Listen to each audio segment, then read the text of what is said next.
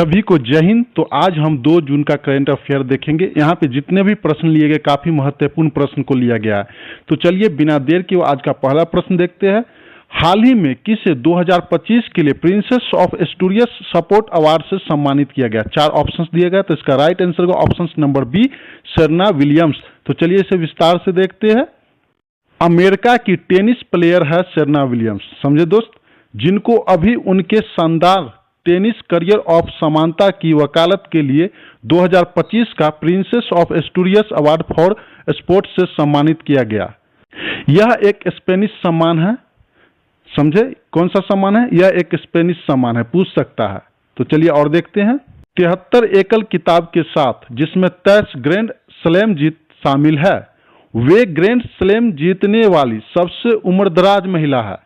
Princess of Asturias award, जिसमें $57,000 का नगद पुरस्कार दिया जाता है, हर साल उत्तरी स्पेन के शहर ओविडो में दिया जाता है। इस समारोह की अध्यक्षता स्पेन की राजकुमारी लियोनोर करती है। काफी महत्वपूर्ण प्रश्न है। तो चलिए अगला प्रश्न देखते हैं। हाल ही में मैरी इयर्स ने अपने खेल से संन्यास ले लिया है, उनका संबंध किससे है? 4 ऑप्शंस दिया गया। तो इसका राइट आंसर ऑप्शन नंबर ए, फुटबॉल।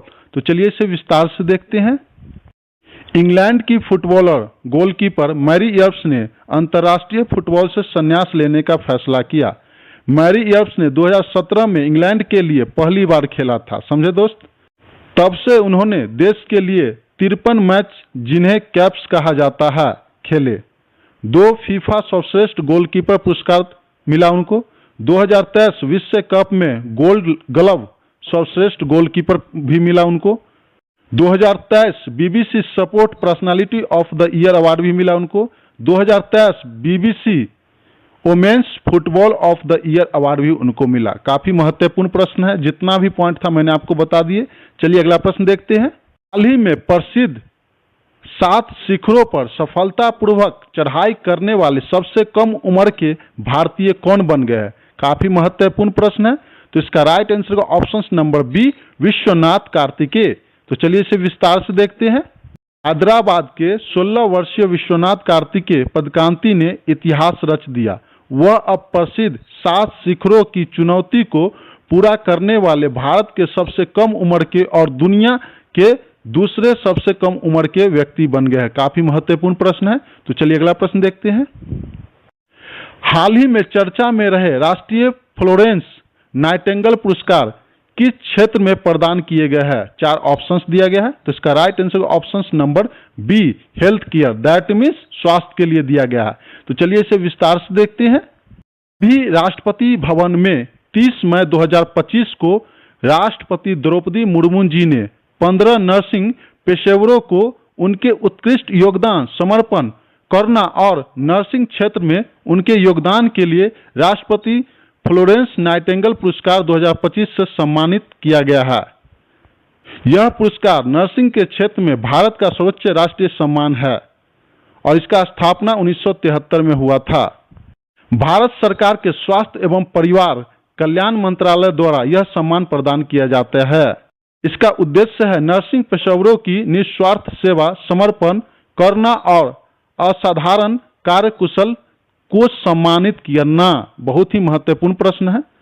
यह पुरस्कार आधुनिक नर्सिंग की संस्थापक फ्लोरेंस नाइटिंगेल के नाम पर दिए जाते हैं, जिन्हें उनकी सेवा और योगदान के लिए लेडी विद द लैंप के रूप में भी जाना जाता है। इंटरनेशनल नर्स डे कब मनाया जाता है? 12 मई को। हाल ही में पूर्ण कार्यात्मक साक्षरता का दर्जा हासिल करने वाला भारत का दूसरा राज्य कौन सा है? तो इसका राइट आंसर का ऑप्शन नंबर डी, गोवा। तो चलिए अगला प्रश्न देखते हैं।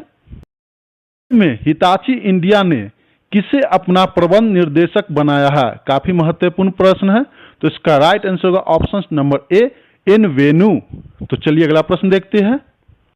भारत का पहला जिला कौन सा है जो अपनी संपूर्ण विद्युत आवश्यकता को सौर ऊर्जा से पूरा करती है? तो इसका राइट आंसर का ऑप्शन नंबर सी, दीव। तो चलिए अगला प्रश्न देखते हैं। हाल ही में किसे कनाडा इंडिया फाउंडेशन की ओर से global India of the year पुरस्कार से सम्मानित किया गया? 4 ऑप्शंस दिया गया। तो इसका राइट आंसर का ऑप्शन नंबर सी, सदगुरु जग्गी वासुदेव को। काफी महत्वपूर्ण प्रश्न है। तो चलिए अगला प्रश्न देखते हैं। हाल ही में अंतर्राष्ट्रीय आलू दिवस कब मनाया गया है? 4 ऑप्शंस दिया गया है, तो इसका right answer option number D 30 मई को मनाया गया। तो चलिए अगला प्रश्न देखते हैं। गोवा राज्य स्थापना दिवस प्रतिवर्ष किस तारीख को मनाया जाता है? 4 ऑप्शंस दिया गया है, तो इसका right answer option number C 30 मई को। तो चलिए अगला प्रश्न देखते हैं। हाल ही में नोमैडिक एलिफेंट अभ्यास 2025 का आयोजन कहां किया गया? 4 ऑप्शंस दिया गया है, तो इसका right answer option number A Ulaanbaatar में। काफी महत्वपूर्ण प्रश्न है। तो चलिए अगला प्रश्न देखते हैं। हाल ही में मशहूर सन ग्लास कंपनी ओकले का ब्रांड एम्बेसडर किसे बनाया गया? 4 ऑप्शंस दिया गया है, तो बताइए इसका राइट आंसर क्या होगा? तो इसका right answer option number C Shubman Gill. काफी महत्वपूर्ण प्रश्न है। तो चलिए अगला प्रश्न देखते हैं। हाल ही में महाराष्ट्र में उस्मानाबाद रेलवे स्टेशन का नाम बदलकर क्या कर दिया गया? 4 ऑप्शंस दिया गया है, तो इसका राइट आंसर ऑप्शन नंबर ए धाराशिव। काफी महत्वपूर्ण प्रश्न है। तो चलिए अगला प्रश्न देखते हैं। हाल ही में किस भारतीय शांति सैनिकों को डॉग हैमर सॉल्ट पदक से सम्मानित किया गया? 4 ऑप्शंस दिया गया है, तो इसका right answer option number C उपयुक्त दोनों। That means option number A और बी। तो ए में कौन है? अमिताभ झा, और दो में कौन है? संजय सिंह। तो दोनों को दिया गया, इसलिए इसका right answer option number C उपयुक्त दोनों। काफी इंपोर्टेंट प्रश्न है। तो चलिए अगला प्रश्न देखते हैं। हाल ही में कितने डिफेंस पीएसयू को मणि रत्न का दर्जा मिला है? 4 ऑप्शंस दिया गया, तो इसका right answer option number B 3। तो चलिए आज का क्विज का प्रश्न देखते हैं। हाल ही में 2025 एशियाई एथलेटिक्स चैंपियनशिप में पदक तालिका में कौन शीर्ष पर रहा? 4 ऑप्शंस दिया गया है। अगर आप इसका आंसर जानते हैं तो कमेंट सेक्शन में जाकर कमेंट कीजिए। फ्रेंड्स, यहाँ पे जितने भी प्रश्न थे काफी वेरी इंपोर्टेंट प्रश्न थे। इन प्रश्न को ध्यानपूर्वक पढ़िएगा ताकि आपको एग्जाम में काफी सहायता मिलेगा। तो फ्रेंड्स, वीडियो अच्छा लगा तो एक लाइक कर दीजिए प्लीज, बहुत मेहनत लगता है, और अपने सभी दोस्तों में शेयर कर दीजिए। और जो लोग चैनल को सब्सक्राइब नहीं किए, चैनल को सब्सक्राइब कर लीजिए, बेल आइकन की घंटी को ऑन कर दीजिए ताकि वीडियो का नोटिफिकेशन सबसे पहले आप तक पहुंच सके। मिलते हैं नेक्स्ट वीडियो में नए क्वेश्चंस के साथ। जय हिंद, जय भारत।